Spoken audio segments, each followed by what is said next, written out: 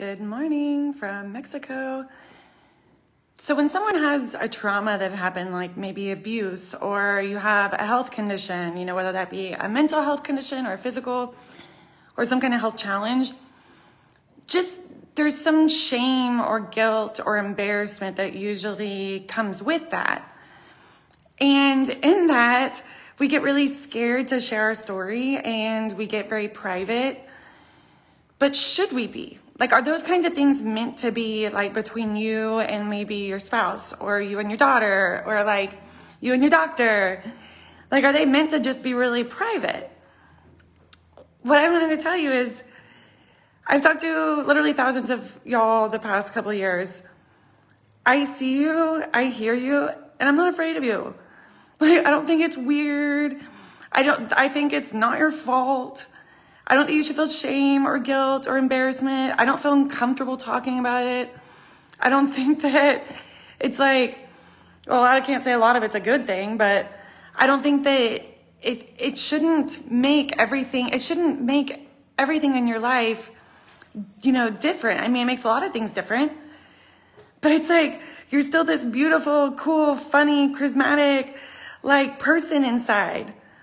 I was just telling my new boyfriend Scott, yesterday, like, I was really hyper and I was like in a really silly mood yesterday. He's like, "You're funny today." And I was like, "Do you not normally think I'm funny?" But isn't that how girls go? That you give them a compliment and they're like, "Oh, does that mean something bad?" But I was just like, I think I'm just really excited about life right now. Like, I was like, don't get me wrong, I've loved my life the past couple of years, but loving your life and being excited about your life are different. Loving that you're alive, loving people in your life is different than being excited about what's going on in your life. And I think that for the first time in a while, I'm really excited about what's going on in my life. I have I'm living in Cabo, like, have a new boyfriend, I'm finally dating again. Oh my gosh, I thought my top was coming off. Like, I'm so free, my top's coming off. No, like, I'm obsessed with my home. I'm living on my own for the first time ever, actually, by myself, but living on my own again after being paralyzed. Like, I'm living in a foreign country, which has always been a dream of mine and on my bucket list. Like, I love Cabo. I wake up and look at the ocean every morning for coffee. Like, I just started taking Spanish classes and they bring you like really healthy aloe vera drinks and collagen drinks, and there's like a garden next to you and you hear the birds chirping, and like, I'm just excited. Like, so, I'm hyper, but like, so these circumstances, these events, these health conditions, these traumas, like, they can make us not excited. They can dim some parts of ourselves that we love, but you're still in there. And this stuff is very real. And I want you to know, like, I get it. And it doesn't make me weird or squirmish to hear about it. And the reason it doesn't is because I'm not weird or squirmish or feel guilt or shame about my struggles. Like, I remember when I was in the hospital and I was mostly paralyzed from the neck down. I was in this red wig and I was rocking out to some song because I had an Alexa and I could tell her to play me music. And someone sent me a message and they just said, "I'm really embarrassed about my autoimmune." And it was in that moment I realized, should I be embarrassed? Like, I'm sitting here blasting this all over the internet, but I don't feel embarrassed at all. Like, I didn't get autoimmune because I had bad intentions. Like, I didn't get it because I'm a bad person or there's something wrong with me. Like, whatever happened, like, an autoimmune's not genetic. Like, I got it from my lifestyle somehow. Like, but, it wasn't on purpose and I didn't mean anything bad by it, and it happened. And I always wanted to utilize it, even from the moment that it started happening. I was like, how can I use this to make my life better? How can I use this opportunity to make my life better? And that's a growth mindset.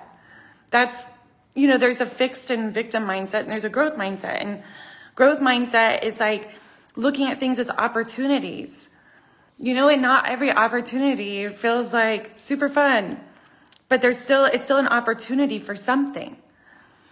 But let's get back to why people feel embarrassed and why they feel shame and why they get private and feel like they can't talk to anybody about it.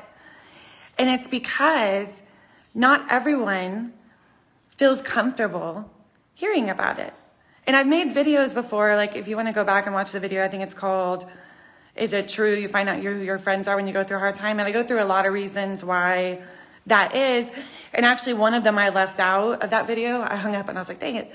It's like, sometimes people can't listen to what you're going through. Like if you have cancer or autoimmune, a death in the family, got abused or raped, or, had a really bad accident, really bad injury or surgery that went wrong.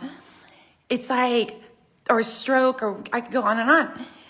It's like, these are people's biggest fears.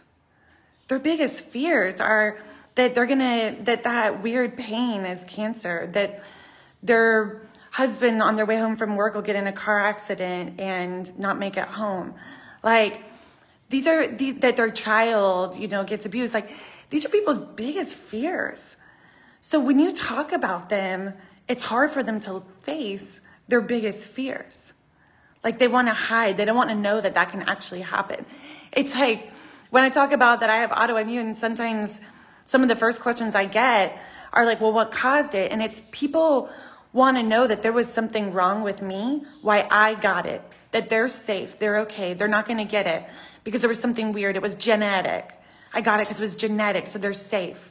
Like, people want to know that they're safe and they're okay, and it's hard to hear these things. But so when we get this guilt and shame about our circumstances or situation or conditions or whatever, it's normally because we shared and we got judgment back. And that fuels shame. Brene Brown, love her. She's a Texas girl, fellow Texan. But Brene Brown, she's a researcher that studies vulnerability, love, shame, guilt, these types of things. And she defines empathy as looking into somebody else's eyes and seeing yourself looking back without judgment. Empathy is being able to talk to somebody and feel safe, feel like what you're going through is okay, and that they understand how you feel because they've either been there in a similar way or have something comparable or whatever. Another reason why you can't always talk to everyone, because if they don't have that level of understanding, how can they give you empathy? How can you look into their eyes and see yourself looking back if there's not a piece of you inside of them? If there's not that part of you that you're feeling, if you can't look at them and then it resonate because you can see it in their eyes. But they have to look back without judgment. And the reason people judge is when they don't understand or they feel uncomfortable. When you're making them feel vulnerable, when you're making them look you in the eye and be like, oh my God, a 33-year-old girl, or I was 32, a 32-year-old girl got an autoimmune so bad she can get paralyzed in the neck down. I was healthy. I drank green smoothies. I drank detox teas. I was in love. I had a good group of friends. I had a great job. Like, I was living my best life. I was traveling. There was nothing wrong with me.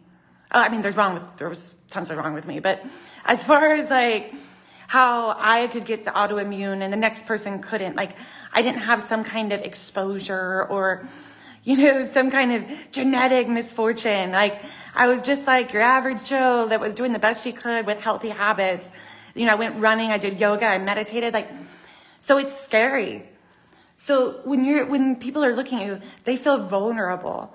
They're like, oh my God, if that can happen to you, that could happen to me. And I feel really uncomfortable talking about this right now.